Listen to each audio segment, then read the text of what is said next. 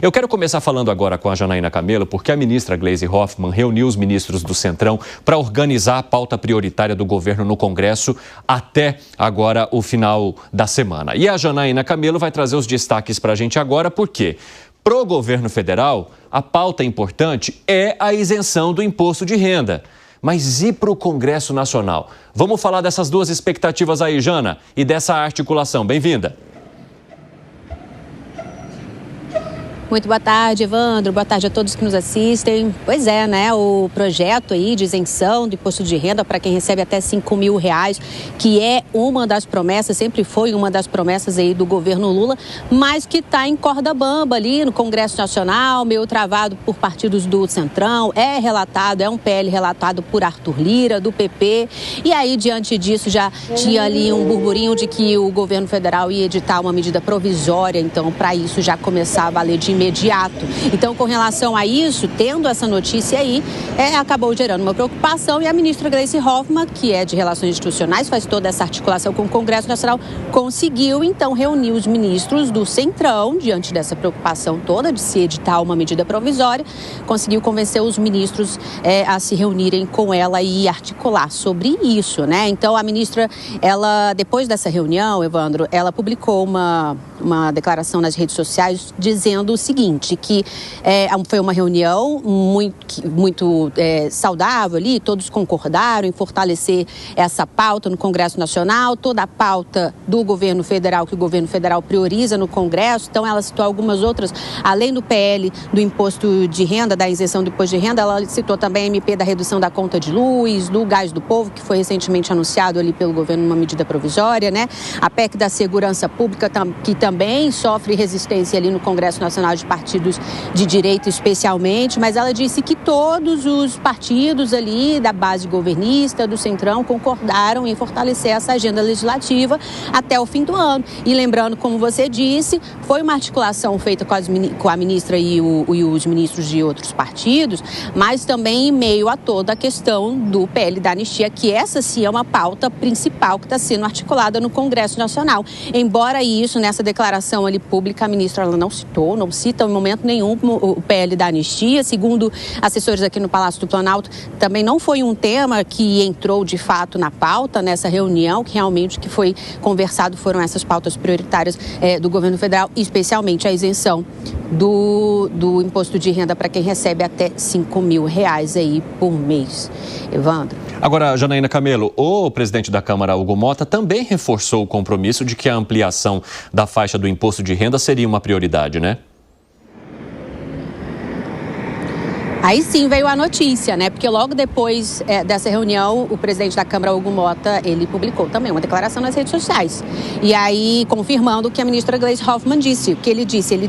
Ele conversou com a ministra Gleisi Hoffmann e que informou o compromisso da Câmara dos Deputados de votar a matéria que amplia a isenção do imposto de renda via PL de relatoria do deputado Arthur Lira, e disse que há um entendimento da Casa que é uma prioridade para o Brasil e os brasileiros. Então, o presidente da Câmara, Hugo Motta, ele se comprometendo com o Palácio do Planalto de que sim, vai dar andamento ao PL que isenta aí o imposto de renda para quem recebe até R$5.000. Então, só lembrando, Evandro, o que aconteceu até agora com esse PL lá no Congresso Nacional. Ele já foi aprovado em comissão especial, além dele isentar quem recebe até R$5.000, ele também traz ali uma redução parcial para quem recebe entre R$5.000 e R$7.350 por mês. Para começar a compensar essa perda de arrecadação, há previsto também uma alíquota extra de até 10% para quem recebe até R$600.000 por ano ou R$50.000 por mês. Então, uma articulação que aconteceu hoje, segundo ali promessa da Câmara dos Deputados, do presidente Hugo Motta, para o Palácio do Planalto, o PL vai andar sim até o final do ano e não precisa de medida provisória.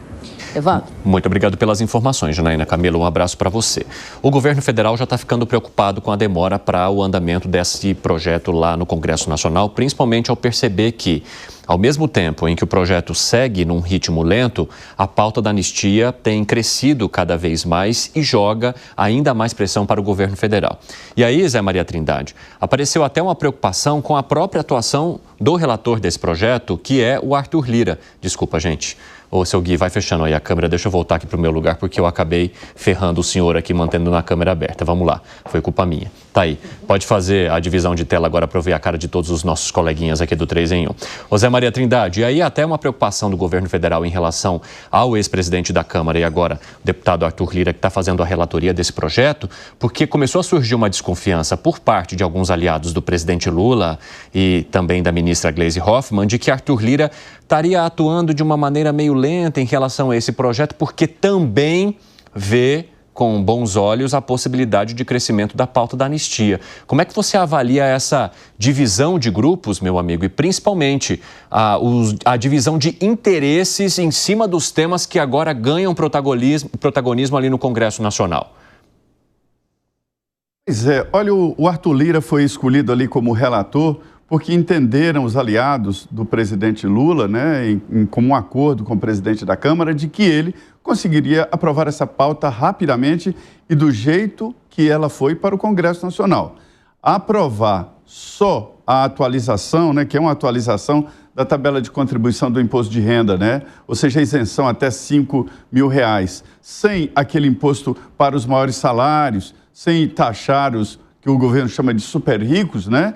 Isso gera um buraco muito grande e mortal nos cofres públicos. Então, inviabiliza. Então, a maneira de inviabilizar a proposta do governo é aprovar a proposta sem a possibilidade de mais arrecadação.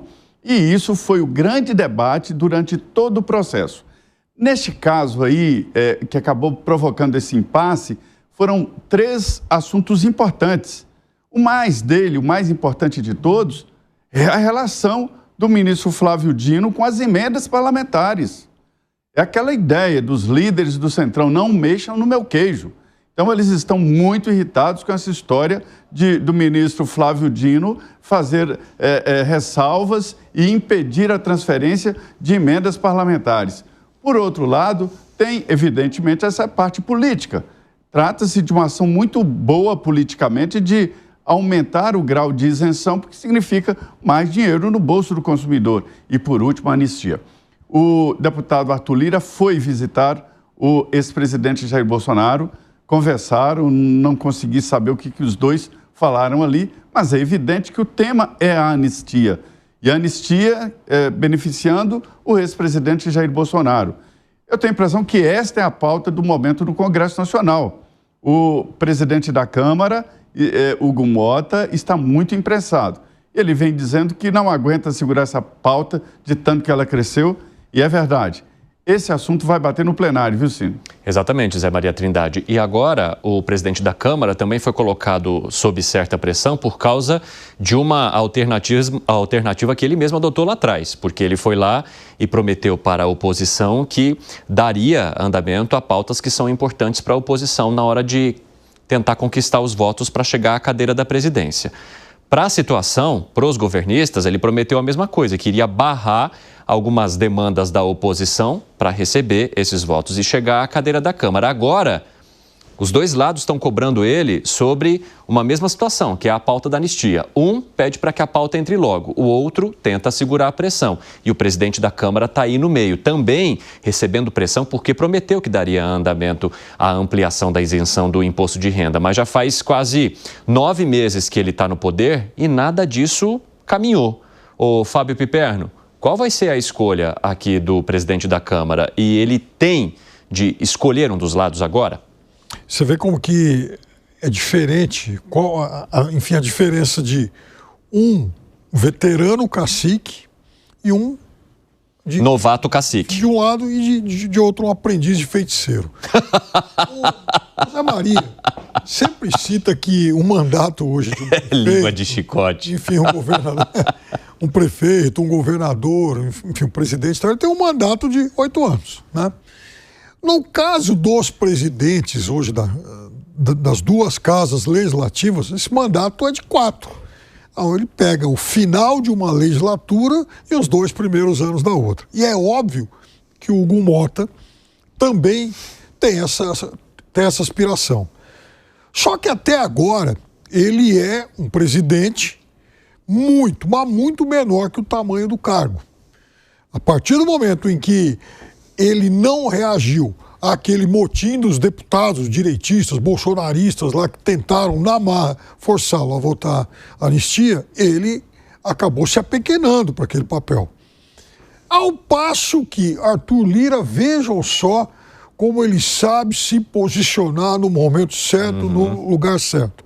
Ele foi conversar com o presidente Bolsonaro, provavelmente tratou aí de algum apoio à anistia. Não fosse assim, não teria feito essa deferência. Da mesma forma que está sob o guarda-chuva dele o projeto da isenção do imposto de renda, que talvez seja o mais popular do atual governo. Pois é. Então, é óbvio que Arthur Lira vai fazer lá um charme e tal, mas ele não vai deixar a história do imposto de renda parar, porque isso também vai fazer bem para a biografia dele. Ele pretende ser candidato a senador em Alagoas e certamente vai ser lembrado como o relator do projeto que, afinal de contas, colocou mais dinheiro na bolsa no bolso do povo.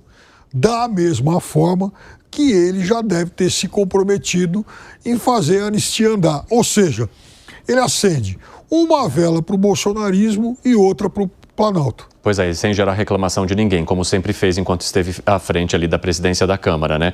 Agora, o Alan Gani, o Zé Maria Trindade destacou uma outra situação que é bastante relevante também, que é o olhar, digamos, cuidadoso, no mínimo, para usar uma palavra bem tranquilinha, do ministro Flávio Dino sobre as emendas parlamentares, que muitos deputados e senadores entendem que tem também um dedinho do governo, ou pelo menos um interesse do governo, que o ministro Flávio Dino, que já pertenceu também ao governo Lula, traga um olhar mais robusto sobre essas situações, o que é bom, porque isso garantiria mais transparência, mas politicamente falando, isso gera atrito e, naturalmente, faz com que os parlamentares também coloquem um pouco o pé no freio em relação a pautas que podem ser importantes para a atual gestão. Exatamente, né? Essa questão das emendas, ela é prioritária porque é uma pauta que acaba unindo tanto direita quanto esquerda, porque todo mundo quer uma fatia das emendas. E aí a gente sabe que os parlamentares podem retaliar, sim, em votação de projetos importantes. E a gente tem na mesa, Evandro, dois projetos que, na verdade, são dois projetos eleitorais, hein? Veja, quando a gente fala da anistia de Jair Bolsonaro, é claro que isso é importante, né? Em todo o seu entorno, todas as pessoas relacionadas ao 8 de janeiro, então isso versa sobre a liberdade. Mas, no final das contas, o que já está sendo colocado é uma emenda ali justamente para uma anistia ampla, geral e restrita, inclusive prevendo a possibilidade de ele voltar a campo no cenário eleitoral. Mas então, isso aí... mas veja que o objetivo lá na frente, no final das contas, é a liberdade de Jair Bolsonaro, juntamente com a possibilidade dele se candidatar. E, do outro lado, qual que é a pauta para a esquerda? É a isenção do imposto de renda, a grande bala de prata para as eleições. Porque a gente sabe que isenção de imposto de renda é algo que mexe no bolso. E aí, mexendo no bolso, é claro que isso pode se reverter em votos. Então, a gente está falando de duas pautas aí que, no final das contas, são duas pautas eleitorais, ou tem um cunho eleitoral bastante relevante, só que uma é da esquerda e outra é da direita, e Hugo Mota vai ter que colocar as duas em votação, sim. Fala, Musa. Bom, vamos lá. Veja que tudo que foi comentado aqui são questões puramente políticas. E a gente esquece que isso também é uma pauta para ajudar a população como um todo. Parece que tudo a gente resume a negociatas políticas em torno de emendas e se é importante essa aprovação disso ou não, né? A gente esquece esse detalhe. Pois bem, é importante, obviamente, porque você precisa colocar, digamos, a correção da inflação ao longo do período para essa tabela do imposto de renda. Agora, isso tem um porém. O porém é que, quando o governo faz isso, ele abre mão de arrecadação. E qual é essa arrecadação? Aí são os dados malucos, né? O governo diz por volta de 25 bi, várias iniciativas privadas, casas de análise colocam até 45 bi, então, ou seja, praticamente metade ali do que a iniciativa privada prevê de queda de arrecadação, o governo prevê. Os números são malucos, mas de qualquer maneira, imaginemos que seja entre 25 e 45, não importa. Quando ele deixa de arrecadar isso, ele precisa achar da onde ele vai substituir esse gasto que ele não mais, ou melhor, essa receita que ele não mais terá. Da onde virá? E só pode vir ou de alta de impostos ou de emissão de dívida, só que esses dois pontos já estamos praticamente estrangulados, ou cortar gastos, que o governo é radicalmente contra.